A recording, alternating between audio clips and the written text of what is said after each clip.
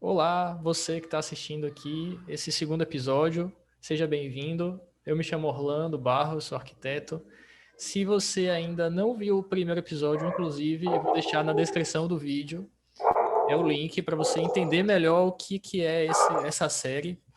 Mas a ideia aqui é trazer experiências e visões de diversas áreas da nossa sociedade para entender mais profundamente o verdadeiro impacto da pandemia e as opiniões acerca desse impacto da pandemia, nesse momento que a gente está vivendo hoje, que é o ano 1 da pandemia. Então, eu e a Camila vai se apresentar rapidamente também, iniciamos esse projeto e hoje estamos trazendo aqui a professora Lores, que é uma pessoa excepcional, na minha humilde opinião, é uma das cabeças pensantes mais afiadas de Salvador, porque apesar da vasta experiência, para além de tudo, ela é arquiteta, urbanista, ela já passou por diversas áreas de atuação dentro da arquitetura e do urbanismo, ela também é do conselho, então ela tem uma visão global, assim, que é muito interessante da gente ouvir aqui hoje e apreciar e entender o outro lado, né? Assim, outras frentes de atuação. Então, Camila, se apresenta rapidinho e aí a palavra será da professora Lores, porque hoje a gente vai assistir a aula aqui. Ah, tá bom. Não. Oi, me chamo Camila, sou arquiteta, sou de Manaus e é o segundo episódio com o Orlando, né? Esse podcast que estamos criando, que é bem interessante. Pontos diferentes, né? Visões diferentes de estados diferentes, regiões diferentes também. Então, tá bem interessante. E é isso, gente. Agora, falar para a Loris, para ela dar o início da apresentação dela. Ok, gente. Agradecer o convite, tá? Tanto de Orlando quanto de Camila. É realmente uma satisfação poder parar para pensar, né, e discutir criticamente sobre arquitetura e urbanismo, sobre o ensino da arquitetura no Brasil, né, aqui na Bahia. Eu acho que a gente tem aí, obviamente, um tempo, né? Mas é sempre importante que a gente possibilite e promova isso. Então, desde já, agradeço o convite e parabenizo pela iniciativa, que eu acho extremamente relevante, tá? Agradecer as palavras carinhosas de Orlando, não tem nada de ninguém especial aqui, só tem uma pessoa que já tem um pouquinho de tempo aí na estrada e que gosta de discutir, adora os mais jovens, porque eu acho que a gente aprende muito com os mais jovens. Então, acho que não precisa falar muito, né, da minha trajetória profissional, e querer ouvir vocês. Vocês querem que eu discuta um pouco mais sobre o ensino da arquitetura no Brasil, esses impactos da pandemia? Certo. Vou falar um pouquinho, tá, nessa perspectiva. Interromper a hora que vocês quiserem, tá?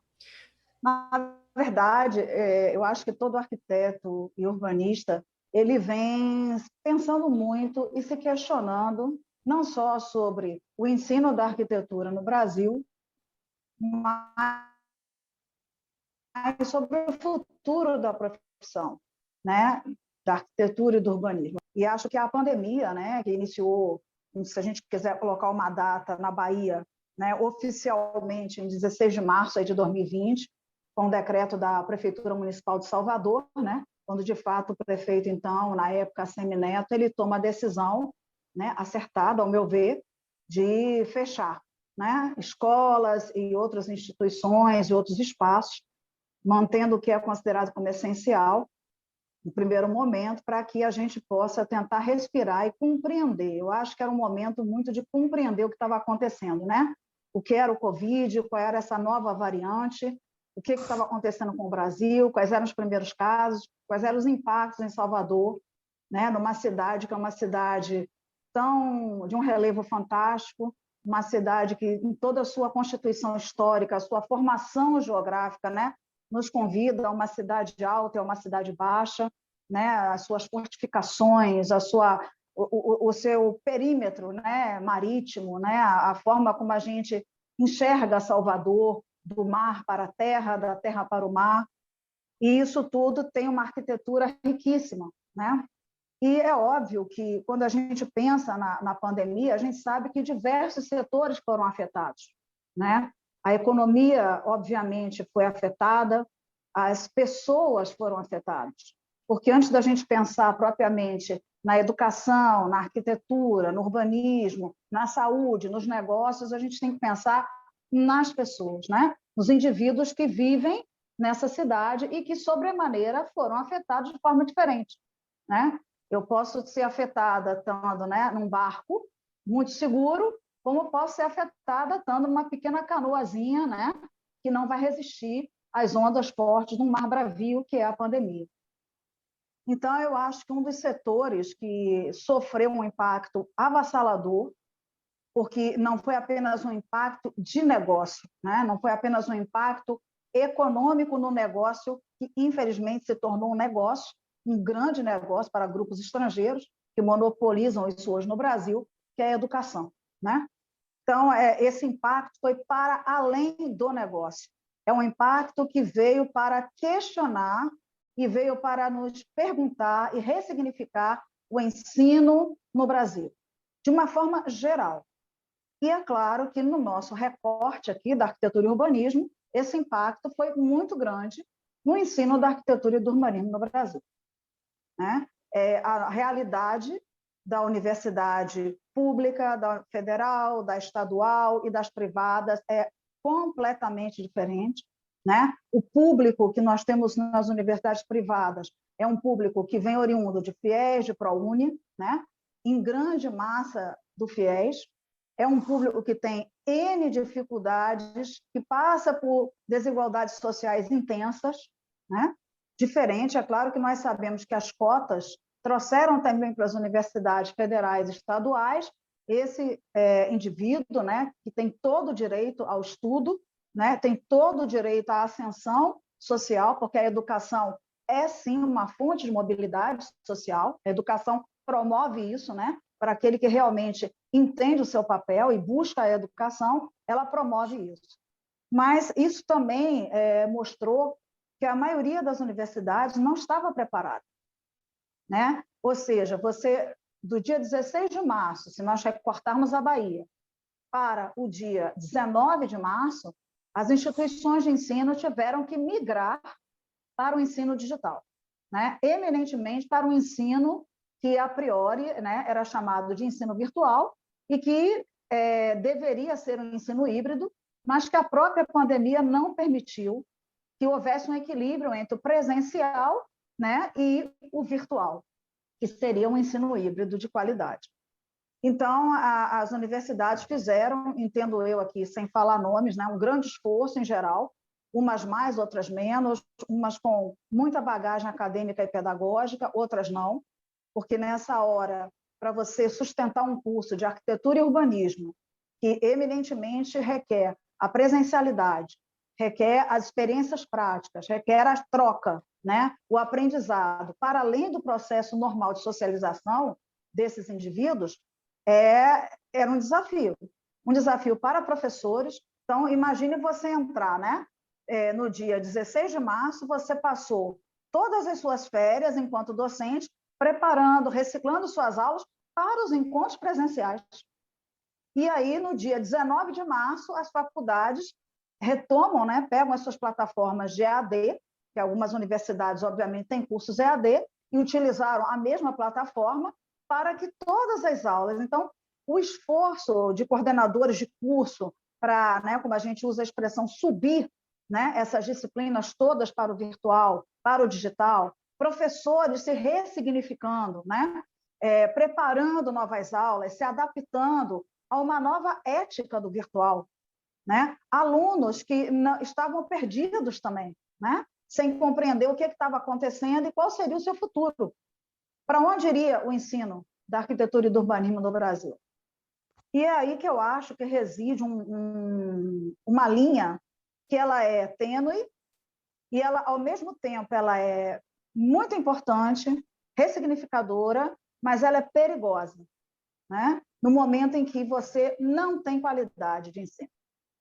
Então, entender os decretos do MEC, as portarias que saíram no início, 343, 345, né? a prorrogação da possibilidade das universidades trabalharem no sistema virtual, tudo isso foi extremamente importante, relevante para um momento de pandemia.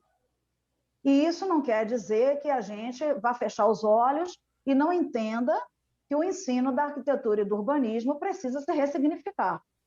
Essa discussão já vinha sendo feita, né? A gente precisa, inclusive, de novas DCNs do curso de arquitetura e urbanismo. A última que está em vigor é a de 2010.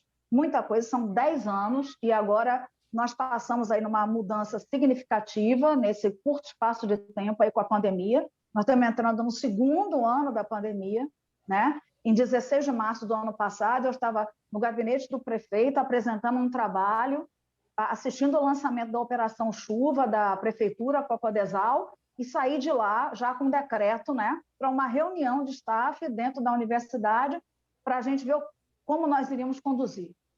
Então, agora nós estamos vivendo novamente o auge de uma pandemia, né? A pior crise, novas variantes, e isso perpassa, sem sombra de dúvida, não só pelo ensino de arquitetura e urbanismo, mas pela formação desses estudantes e por esses profissionais que foram significativamente afetados nessa pandemia em seus negócios, né, na sua produção, na sua sobrevivência.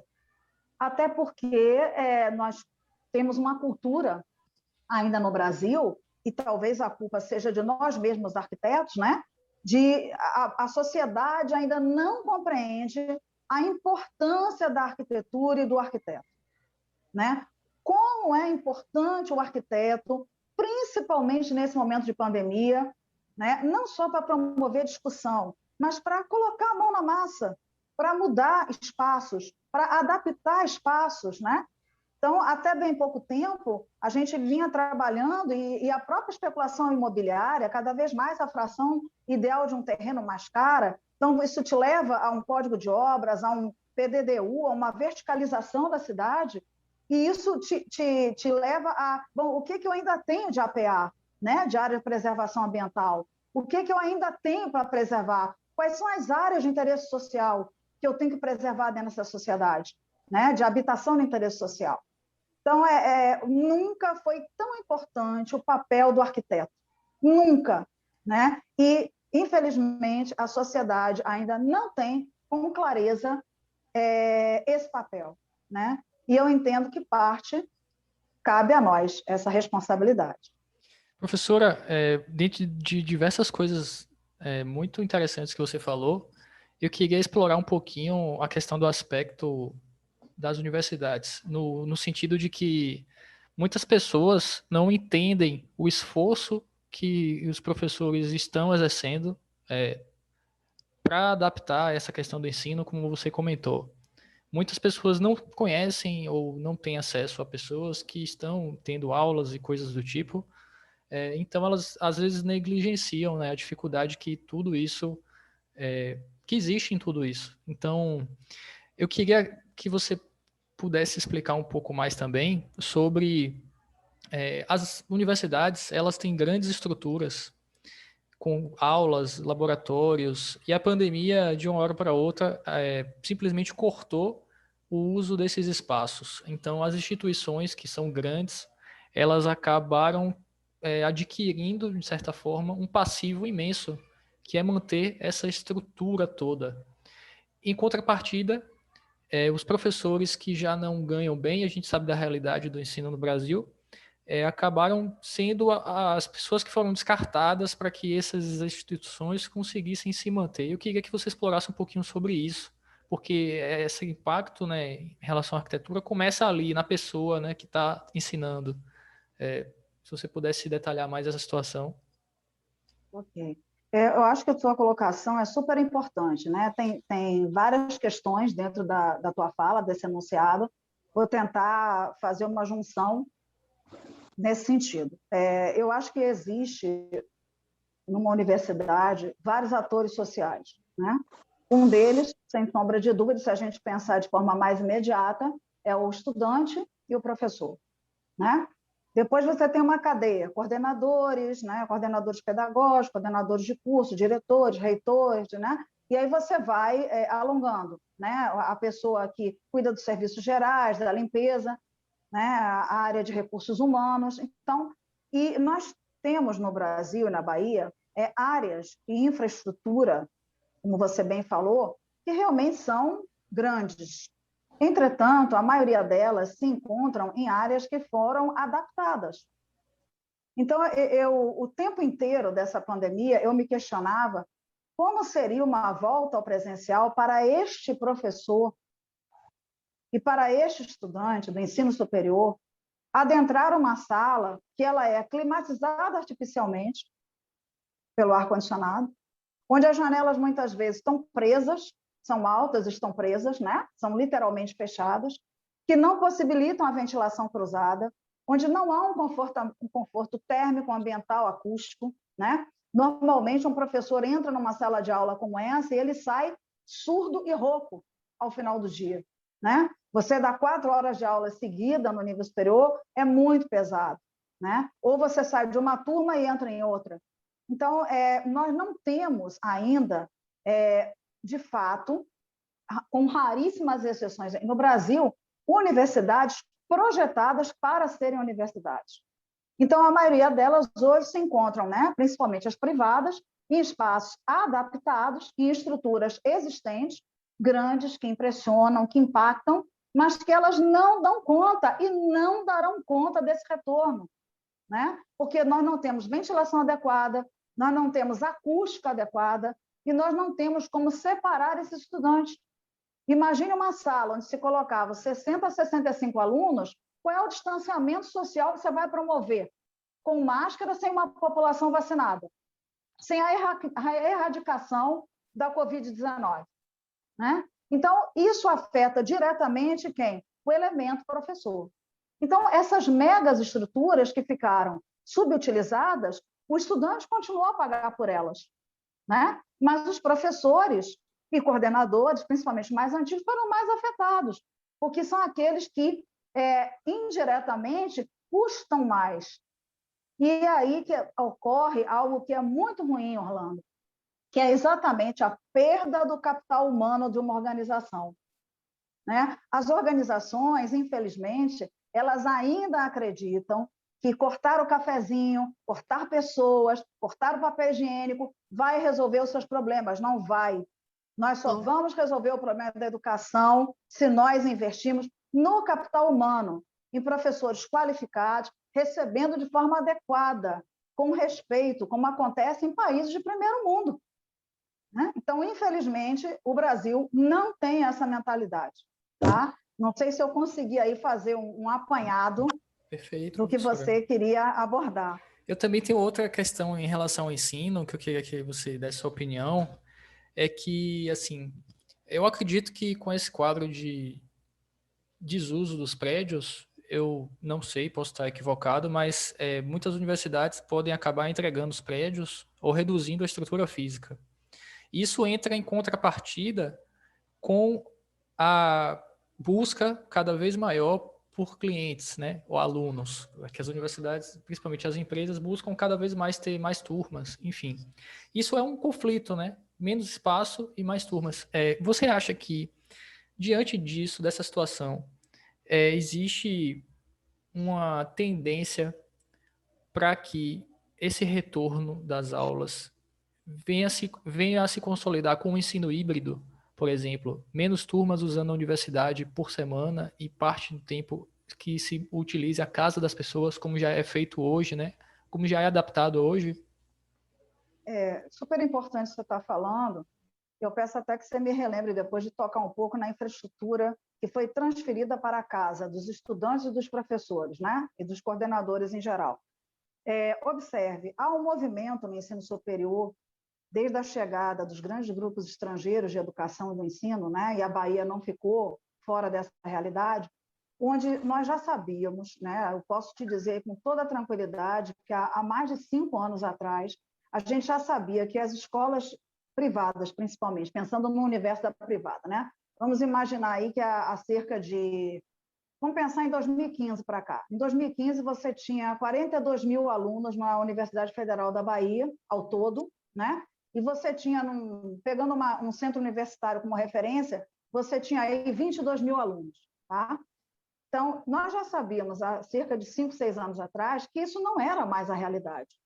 que haveria, a tendência era o quê? Um decréscimo no número de estudantes que chegavam à universidade, por vários fatores.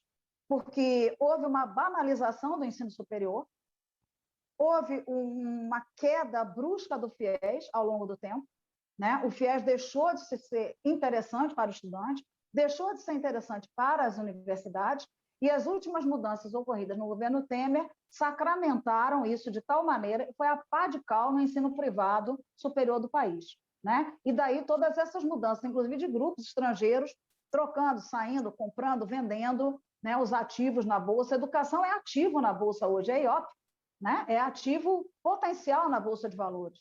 Então, essas mudanças farão, sem sombra de dúvida, e a pandemia acelerou esse processo. O que ocorreria num tempo de desaceleração com menor impacto, a pandemia faz com que a maioria delas vai devolver os prédios no qual estão e vão, sem sombra de dúvida, partir massivamente para o EAD, que é a educação, né, o ensino à distância.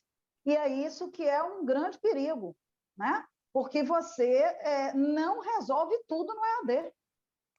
Então, a tendência das universidades, até por uma questão de sobrevivência, se não fosse agora a autorização do MEC para, desde 2020, essas universidades privadas trabalharem no sistema virtual, todas teriam falido e fechado as portas, todas. Então, as demissões que ocorreram, né, em diversos níveis, até chegar, vamos dizer assim, no staff, que é a atividade fim da instituição, que são professores, coordenadores, a parte pedagógica, ou seja, um núcleo pensante da instituição, foi muito rápida, né? E de uma forma cruel, porque como ela não foi planejada, você também não permite a requalificação rápida dessa mão de obra. Então, você viu professores parceiros levando para dentro das suas casas as aulas, usando os seus equipamentos, né? Usando a sua internet, a sua rede elétrica, aumentando o nível de gastos, né? Sem nenhum ressarcimento por parte das instituições e recebendo a demissão ao final, porque pesam demais para a instituição, né? Então, é um cenário realmente, eu diria a você assim, sem nenhum receio da palavra, catastrófico, tá? Catastrófico do ponto de vista humano e do ponto de vista do que se quer para o ensino superior desse país. Eu tenho vários pontos para tocar. Você comentou pontos bem interessantes, né? O primeiro ponto foi a parte do professor sair da sala de aula e ir para o EAD, né? Eu chamo de EAD. Podemos contar também que eu acho extremamente importante pontuar a arquitetura, uma coisa que o Orlando estava falando sobre ergonomia. Eu acredito que um professor e um aluno, para se concentrar, ter um bom aprendizado, e o professor conseguir passar também a ideia dele, o ensino, ter uma ergonomia, uma boa cadeira, uma boa iluminação, claro, né, ter uma boa anti-sommets, coisas normais. Você acha que quando for voltar às aulas presenciais, vai ter mudanças de distanciamento daqui para o ano que vem? Porque, assim, até na minha cabeça, eu acho que ano que vem vão voltar presenciais. Eu espero, né? Porque já vi muitos amigos estando na faculdade, eu sou uma que estou em faculdade também, e eu vejo que é muito difícil, o professor não consegue dominar a plataforma que ele está usando, muitos professores não conhecem também. Na Federal, né, que é a UFAM, ela simplesmente, os professores são muito já senhores, vamos colocar assim, né? Tem uma certa idade que não tem conhecimento tecnológico. Então, para eles foi um baque muito forte, né, de pegar aquilo, de transformar para uma plataforma, todos os assuntos, comprar materiais para usar em sala de aula, né, no caso online, fazer os cálculos, porque precisa. Imagina ter aula de cálculo em EAD, é loucura, tu não consegue realmente tirar as dúvidas, não consegue entender assim, né, certo? Como é presencial. Aqui teve uma época, deixa eu ver, acho que foi meados de outubro, novembro, a Federal liberou só laboratórios para quem era mestrando e doutorando. Só podia entrar com uma autorização. Só que com o tempo, e assim, lá ele estava falando da seguinte forma: se eu fosse meio-dia, só podia ter acesso de novo às 15 da tarde. E assim por diante, porque é o momento que a sala ficava aberta, ou janelas, né? Enfim, assim, era nesse nível. Só que a minha dúvida seria, se for voltar realmente às aulas, como seria esse distanciamento? Como a faculdade ela iria conseguir controlar a quantidade de alunos? Se vai voltar ao sistema híbrido, se vai continuar só EAD, a gente não sabe, mas qual é a sua opinião em relação a isso? Como vai ser essa nova volta para a faculdade? Porque eu não sei como está funcionando o ensino fundamental nem o ensino médio. Não sei se eles estão trabalhando o distanciamento, que eu acho de extrema importância, já que o Covid não tem mais idade, né? Não existe mais isso. Será que todas as escolas estão realmente seguindo o protocolo? Ou você acha que realmente isso não está acontecendo? Camila, você trouxe aí questões que são muito relevantes, né? E eu acho que as questões que você trouxe nos ajudam também a compreender o papel da arquitetura, né? Eu vou falar da arquitetura, vou deixar o urbanismo um pouquinho agora de lado, né? Apesar dele estar no contexto da cidade como um todo, né? A gente não pode repensar apenas a sala de aula ou o espaço da universidade, a gente tem que repensar a cidade, né? Porque a minha visão não é otimista. Eu entendo que as vacinas estão chegando, né? Espero conseguir me vacinar até a semana que vem, né? Mas eu acho que ainda faltam muitas vacinas e para conter essa epidemia, a não ser que a gente tenha vacinação, a população toda vacinada, né? Se a gente não conseguir fazer isso, a gente vai continuar a usar máscaras durante um bom tempo, como os especialistas estavam falando, né? Não é uma questão de vamos nos preparar, a pandemia vai acabar, nós temos que nos preparar para a próxima pandemia, porque Sim, agora nós teremos várias pandemias, né? Uma diferente da outra e motivadas por questões diferentes.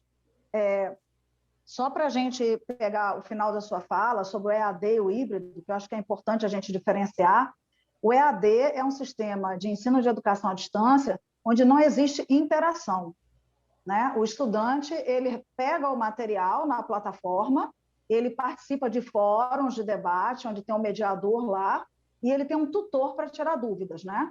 Esse é o sistema do ensino à distância. O ensino híbrido é um ensino que migra do presencial para o uso de novas tecnologias, né, virtuais, novas metodologias de aprendizagem, que hoje, por exemplo, metodologias ativas, que nós já podemos utilizar e já usamos no ensino presencial, mas que elas vêm carregadas com novas ferramentas, como o Google Forms, o Socratise e uma série de outras ferramentas que podem estimular e quebrar a dinâmica da tradicional sala de aula, né? Aquela mentalidade que o professor está ali para transmitir. Ninguém transmite nada, né? O professor é um mediador, ele é um facilitador daquele conhecimento.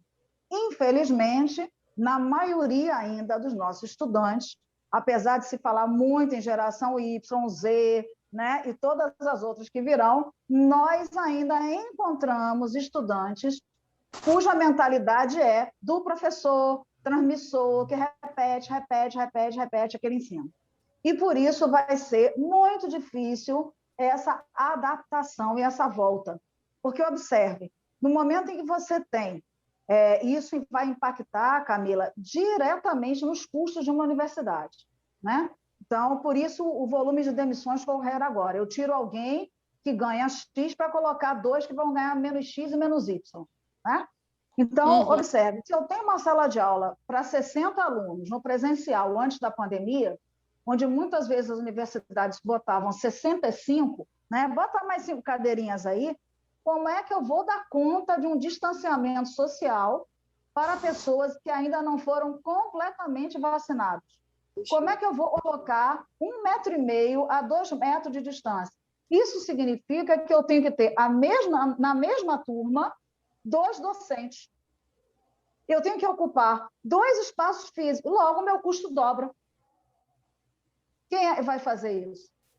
Então, a tendência do ensino híbrido ela vai se fortalecer com grande massa agora, E aí é que vem o perigo. Por quê? Porque você vai ter o estudante em casa para determinadas disciplinas, as aulas práticas sendo retomadas, mas toda essa estrutura cara de laboratórios, ela não foi projetada para tempos de pandemia. Então, significa que eu também terei de dividir as aulas práticas de laboratório. Ou esse professor vai ter que se dividir em dois, cumprindo carga horária dobrada para atender parte de uma turma e depois a outra parte, ou teremos que contratar 2 professores. E tudo isso vai impactar no negócio, né? Porque, infelizmente, a educação virou um grande negócio com ações nas bolsas de valores, né? Então, assim, Sim. eu não consigo perceber ainda um ensino híbrido de qualidade no Brasil. Eu acho que falta muito para a gente ainda. A gente tem aí diversas plataformas. Vou te dar assim, um exemplo rápido. Por exemplo, essa semana eu recebi várias propagandas de pós-graduação lato sensu, né? Não é estrito sensu, onde o pessoal está cobrando 12 parcelas de R$ 29,90. Que pós-graduação é essa? Tem instituições de ensino superior para graduação fazendo promoção. Você paga 50% agora e você estuda grátis até o final do curso. Você vai colocar o que em sala de aula? Quem será o professor capacitado em sala de aula para fazer a mediação especializada em metodologias ativas, modernas, que deem conta desse ensino híbrido, né? Então, assim, nós temos, para a gente falar um pouco, né, da minha realidade, que nesse momento é a Bahia, mas que ela acaba se repetindo no Brasil como um todo, pense nas grandes escolas.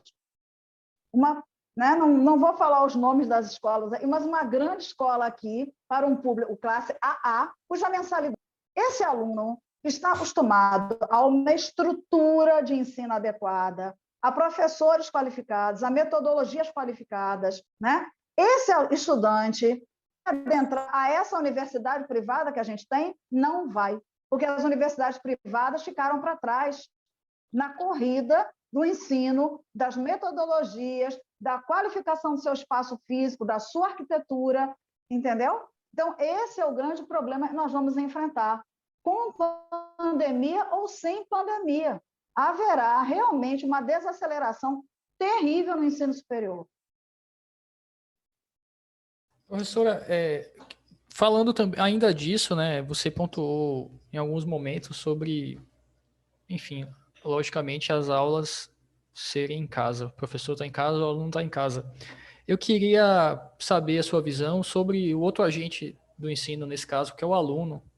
Eu lembro que até no ano passado eu avaliei algumas bancas de alunos da senhora e, enfim, mas eu nunca aprofundei sobre como foi o processo de ensino e aprendizado perante a visão dos alunos, como funcionaram essas aulas, se foi positivo ou não, como foi esse processo assim, do dia a dia dos professores e dos alunos. Bom, eu posso falar da realidade que eu vivi, né? No ano de 2020, na instituição de ensino na qual eu coordenava, o curso de Arquitetura e Urbanismo, e a primeira providência que nós fizemos foi exatamente reunir o NDE, que é o núcleo docente estruturante do curso, e replanejar o semestre. Replanejar o semestre ciente de todas as dificuldades, porque o nosso público não é o público que paga R$ 9.000 no segundo grau, né? Não é o público que pagou R$ 9.000 no primeiro grau. É um público eminentemente de fiéis. Estudantes de arquitetura e urbanismo, muitos deles, inclusive, não têm equipamentos adequados, né? Então, houve um esforço de planejamento e de mudanças de metodologia para que nós pudéssemos acolher a esses estudantes, né? E não só acolher de forma pedagógica, mas também de forma psicológica, né? É o término de uma aula onde você, então, ouve esse aluno, você pergunta por esse aluno, porque é impressionante como o virtual ele acabou se tornando um espelho do presencial. Aquele aluno, né, e tinha por hábito chegar atrasado, faltar às aulas, né? Depois pedir, pelo amor de Deus, para tirar as pautas, né? que ele não pode perder por falta, que ele tem financiamento. E isso acontecia também no virtual, né? Então, era o aluno que ligava lá a câmera, se conectava e ele ia fazer outra coisa, né? Então, nesse momento, né, o professor foi fundamental na perspectiva de conhecer o estudante, de buscar, de puxar esse estudante para dentro da sala de aula, mas os estudantes também tiveram que se adaptar a esse processo. Então, por exemplo, se a gente pensa que trabalhar projeto, né, como nós trabalhamos, para estudantes que estão fazendo o TCC, o trabalho de conclusão de curso final, é uma coisa. É o aluno que está no 10º semestre do curso, que ele já deveria ter todo o seu equipamento de forma adequada, ele já tem uma outra bagagem, ele já fez, né, 4 anos e meio de faculdade, ele está no final do curso. Mas nós nos deparamos também com uma outra realidade. O estudante quer fazer projeto pela primeira vez. Então, sentar com o professor, e aí o NDE atua nesse sentido, né, que é o núcleo docente estruturante, é o pensar pedagógico dos cursos, né, segundo o Ministério da Educação e Cultura, dentro das instituições de ensino.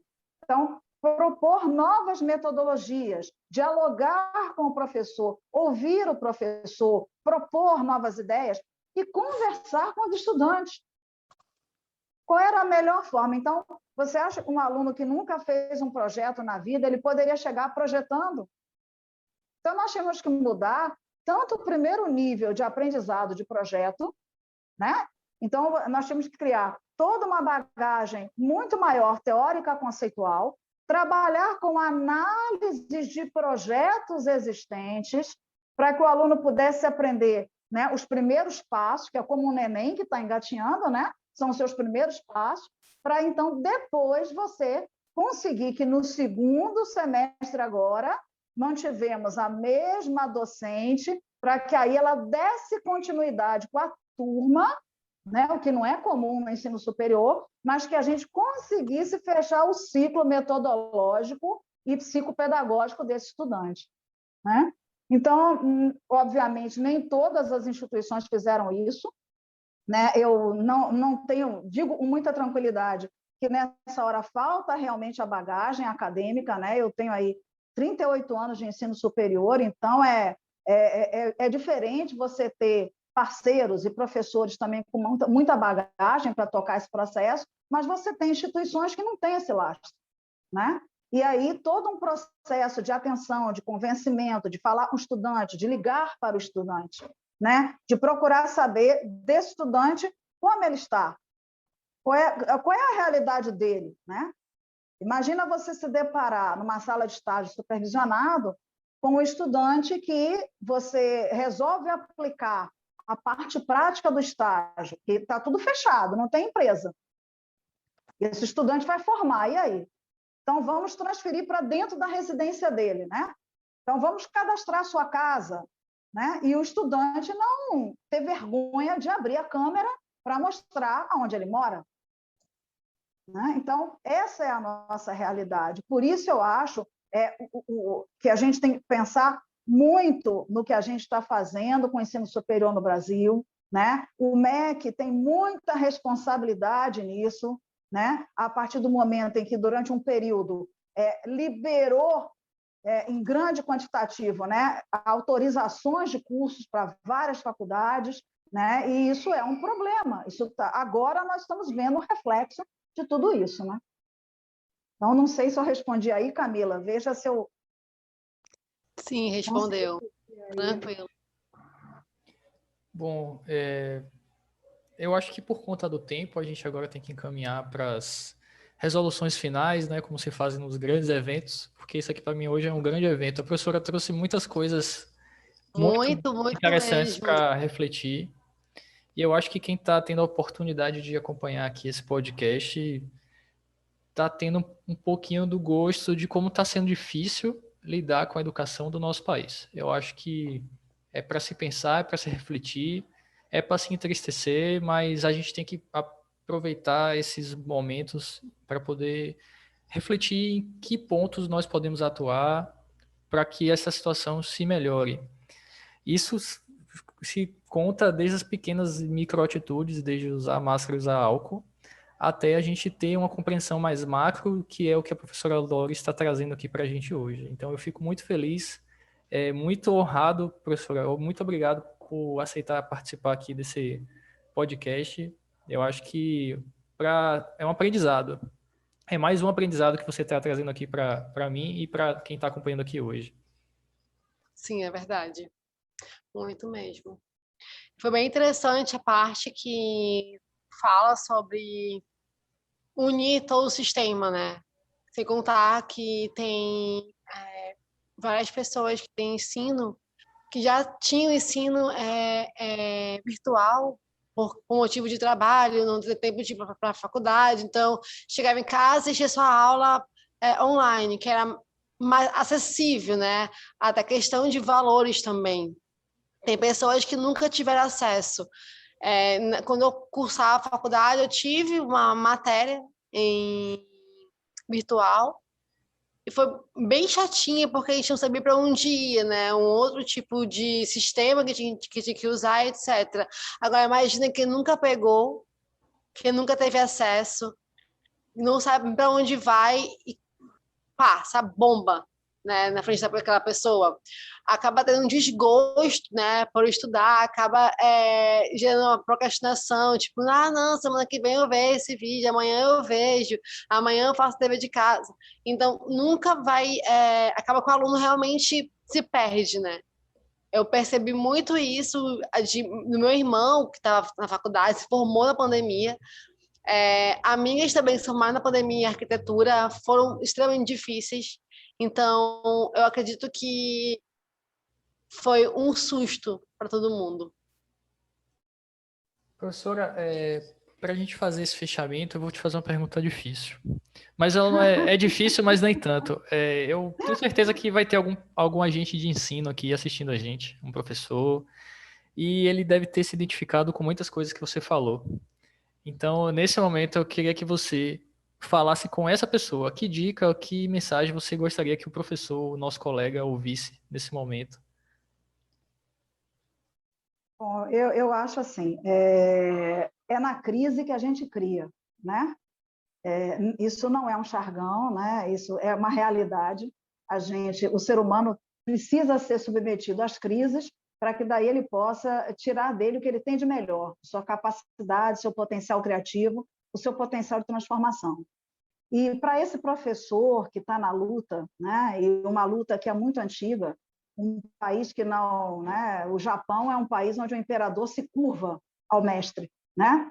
E no Brasil é o contrário, né? Se for possível, a gente esquece aquele que contribuiu com a gente desde o primeiro momento que nos ensinou a ler, né? A ler e a escrever, que para mim é um dos momentos mais mágicos da nossa vida, né?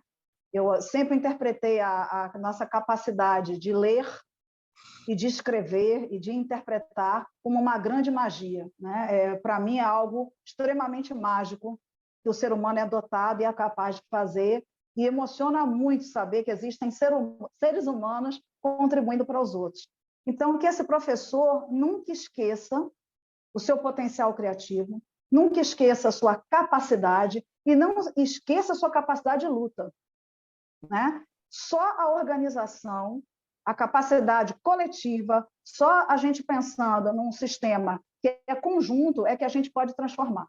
Sem isso, se nós ficarmos de forma individualizada, sem discutirmos, sem pensarmos, sem refletirmos sobre a situação que a gente está vivendo, sem trocarmos, será impossível. Então, eu convoco a todos aí para um grande coletivo, uma grande luta, desenvolver todo esse potencial criativo, que é aquilo que a gente acredita, e que eu, pelo menos, acredito nesses anos que tenho aí de trabalho com o ensino superior.